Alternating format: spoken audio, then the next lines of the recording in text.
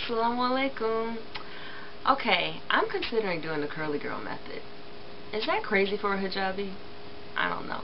But the more I read about it, the more I'm interested in it. What I've discovered is the things that I was doing before with my hair aren't really necessary now. So a lot of times it's just in braids or twists, and then at some point in the week I take those out so that so my husband can see my loose hair, so it's not always in Miss Sealy braids or something. But what is the point of all that stretching and all of that stuff of the hair if it's just going to be tied up anyway? And I'm still combating the shrinkage, but if you're making wudu all the time, and for those who aren't Muslim might be watching this, wudu is when you do the ritual cleansing before you do the prayer, the formal prayer. So basically it's just, you wet your hands and your arms and your face, and you wet your hands and run it over your hair, maybe ears and neck and your feet. And as naturals know, putting any water on your hair when you're in the midst of stretching it is just going to make it shrink back up. And my hair shrinks a lot, so not to mention if you have to make ghusl, that's a whole other thing. So basically, okay, say I washed my hair on Sunday, and then I put it in drying braids because I got a lot of big thick hair. It takes till Monday night for it to be dry, and then I might put it in whatever twist or whatever it is I'm going to do to it, and then that's Monday, Tuesday, Wednesday, I need to wet it again. So I might have taken the twist out on Tuesday or Wednesday or whatever, but I need to wet it again because it needs more moisture, right? And every day I've been wetting the hands and doing this over, so the outside of it is going to be fuzzy anyway, and the braids or twists are going to shrink anyway. Wet it again, put some more leave-in conditioner, re-braid it, and I'm kind of like, what is the point of all of this? I'm just braiding for what? It's covered up most of the time, and I'm really thinking the curly girl method might be nice, and just embrace your curl structure, embrace the shrinkage. It's okay. And granted, when I'm walking around, I have to wear it like today. It's an afro puff, so it looks like I've got a big old camel hump, I'm sure some would say, but no, that's my hair, so it's not a camel hump. But I could just embrace the curl structure like that. Now the front would be stressed, and the curly girl method doesn't suggest that. Maybe we should go back. What is the curly girl method? Lorraine Massey wrote the book Curly Girls, the handbook, and I heard about it years ago, and most people know about this no-poo, the no shampoo method, or co-washing, conditioner washing. So basically, she's saying the sulfates in the shampoo strip the hair too much, and then silicones and conditioner coat the hair to make it feel soft, but that only lasts for a little while. Lots of us have tried that. Try the shampoo, no, try the conditioner, and you're like, try the conditioner, and you're like, this conditioner is amazing, it feels so good on my hair, and then seriously, hours later or the next day or whatever, that hair is dry as a bone.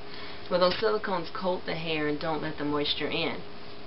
And the number one thing curly hair or afro texture hair needs is moisture. So once you strip the hair of the last bit of silicones using your sulfate shampoo or whatever, then you use non-sulfate shampoos if you do it, or just conditioner to wash the hair. I used to do the co-washing, but I really didn't feel like my scalp was that clean. So now they have these gentle shampoos, and I did a review on my Cream of Nature Argan Oil, and that's a sulfate-free shampoo. So, and it does foam actually. A lot of them don't. So it does foam, not that foam cleans your hair, but you can get a gentle shampoo, and then you can use conditioner. The point is not to use those regular drugstore brand shampoos that aren't sulfate-free, that are harsh. So that's the number one thing. That's the first part of it. Secondly, while the hair is wet, then you put the leave-in conditioner on it, which a lot of us have already adopted that part of it. Put the leave-in conditioner on the hair, and then they put gel on it. I don't like to use gel on my hair, but I may if I'm going to do this. Then they put gel, and then also not to dry the hair with a terry cloth towel, but you can use an old t-shirt or paper towels or the microfiber towel, which I have one of those, and it really makes a difference. Even if you don't put anything on your hair, you get out of the shower, and you rinse your conditioner off, you get out the shower, and then you put that terry cloth towel on your head, microfiber, not terry cloth, put that microfiber towel on your head, like, your curls will remain. And I don't have the kind of curls that just always remain. They usually need something on them for that to happen, otherwise it'll just be frizzy, right? So, point being, okay, so you don't wash with you use sulfate-free shampoo, use conditioner, you rinse the hair with cold water when you get out, and then you put on the leave-in conditioner while the hair is wet, then gel, and then you can dry it a little more with the thing. Or if you want to use a diffuser, you can use that as long as you don't dry the hair all the way. Now, once the curls are set that way, you don't touch the hair again. You never use a comb on dry hair, which I already don't do. I only ever, well, that's not true. If it's already detangled and I'm going to re-braid it, and I do spray it though, but I never, you know, braid or, do anything to my dry hair. It has to have some moisture to it. So you never use, in the curly girl method, a comb or any kind of styling thing like that after that hair, you know, has dried. You let those curls do what they will. So what you're doing is reintroducing moisture to your hair, and the hair is supposed to get, it's supposed to be in better and better condition as people go on with the curly girl method. And you'll see the videos on YouTube. Some people like month 8 of curly girl method, or week 8, or, you know, their hair looks better than it did before because it's getting more and more moisture after years of being stripped, you know, stripped and coated. So so you embrace the shrinkage, you embrace your curl structure, you know, just let it go. And I kind of would like that. Plus, I don't really know what my curly hair would look like if I really did that, because we're always manipulating our hair, right? So I'd like to kind of see what it would do. Granted, if I'm going to be wearing hijab outside, then it's going to be a curly girl method ponytail or afro puff. But like I said, I don't have to do a little afro puff. This is pretty huge because I don't feel like doing all of that.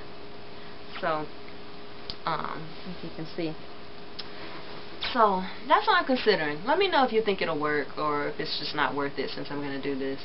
I don't want it to be all a tangled mess inside of my ponytail. That's the only thing I'm wondering about my inside of my puff. If it's going to be just a mess. I mean, it would be detangled before I put it in there. I'm thinking what I would do is when I get out of the shower, while the hair is wet, I would put the stuff in it, and then I would pull it back, and I would tie it down with a silk scarf or something, satin scarf, so that the edges would lay down, and, you know, let it kind of dry a little. Maybe even put the diffuser in the middle of it. I don't know. Maybe diffuse the middle of it before I put it in the ponytail. I don't know. And then go like that. And then, you know, re-wet it every other day, every 3 days or whatever, and hit it again. I think that would be easier maybe than what I'm doing, because that braiding, I have a lot of hair. That's a lot of braiding. Anyway.